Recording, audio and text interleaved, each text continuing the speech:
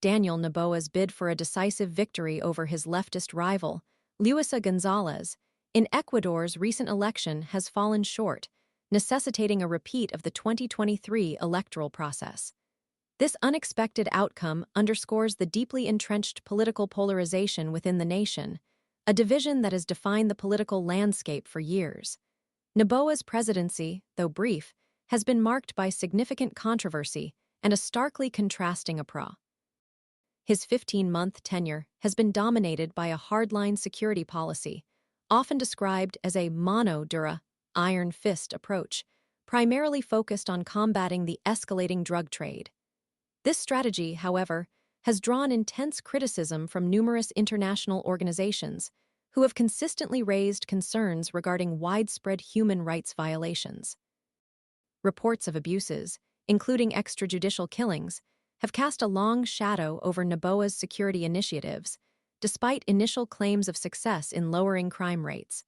The killing of 4 young black boys from Guayaquil following their detention by the Air Force stands as a particularly egregious example of the alleged human rights abuses.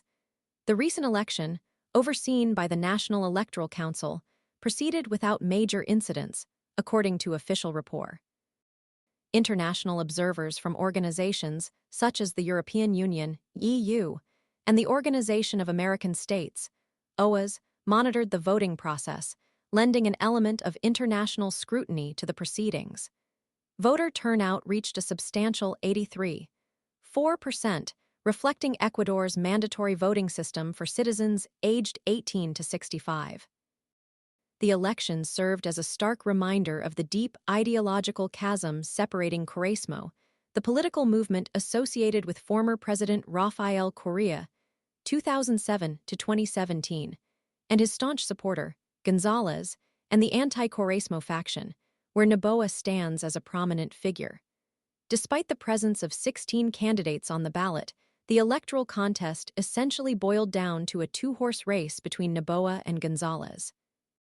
Noboa, the 37-year-old heir to a banana empire, ascended to the presidency in 2023 under extraordinary circumstances, winning a snap election following the resignation of President Guillermo Lasso, who dissolved Congress to avoid impeachment proceedings. His unexpectedly swift rise to power was followed by an equally unexpected series of challenges.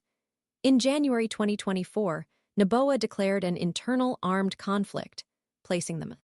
This drastic measure aimed to address the surge in violence, transforming a once relatively peaceful Latin American nation into one grappling with significantly elevated crime rates, particularly driven by powerful drug trafficking organizations.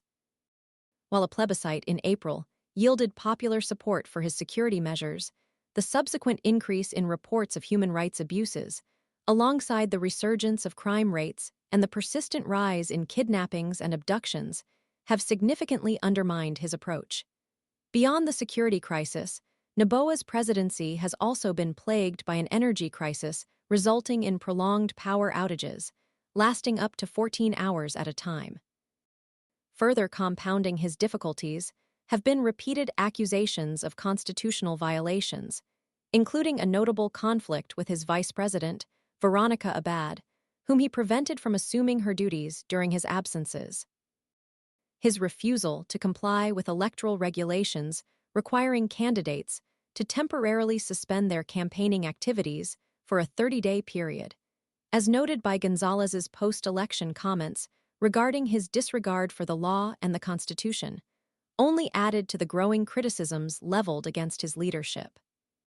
The upcoming rerun election will undoubtedly be a pivotal moment in Ecuadorian politics, a chance to reassess the path forward and address the complex issues that have shaped Noboa's controversial tenure.